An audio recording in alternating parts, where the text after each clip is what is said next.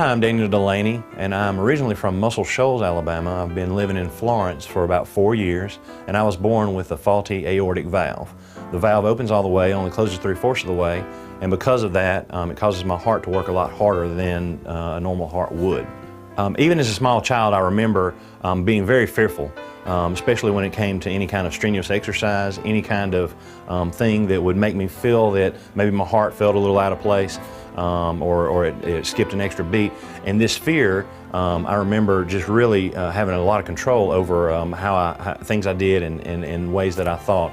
And I remember sitting down one time with a man named Reggie Goins, and I remember when he sat down, I started talking about this fear with him.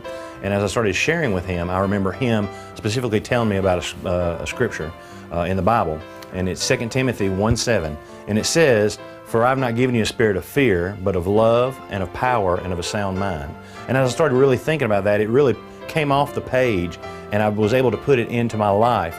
I couldn't tell you the number of times that I was being able to gain strength from that verse as I thought about worries that I had with my heart. As I got to be about 19 years old, my cardiologist in Alabama decided that it was time for me to have my valve replaced. I went under the knife. As I came out, I found out that they actually just repaired it. They felt that that was a better fix for that period, and so they actually just repaired it instead of replacing the valve. And I've been going back to a cardiologist ever since. Soon thereafter, about 5 years, I met my wife, Lori, and since then we've had 2 children, Grace Ann and Drew, and we've come across another bit of scripture that's helped us through our times as a family, and that's Jeremiah 29:11, which says that I know the plans that I have for you, declares the Lord, plans to prosper you, not to harm you, plans to give you a hope and a future. And as we think about that as a family, we've kind of taken it on as our family life verse. It's something that we find to be very comforting for us. And even now, as I'm dealing with the heart issues again, I can look at that and find out that all of this was in God's plan.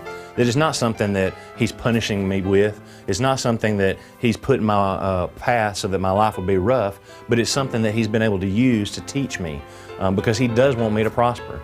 He does not want me to be harmed, and He does want to give me a hope and a future.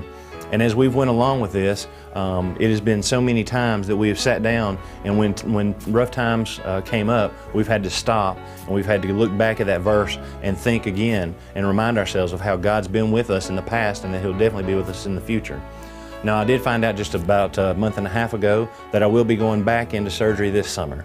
And as we go in to replace the valve, I'm claiming to those 2 verses to help me with my fear and also to help me to understand exactly what God has in store for me.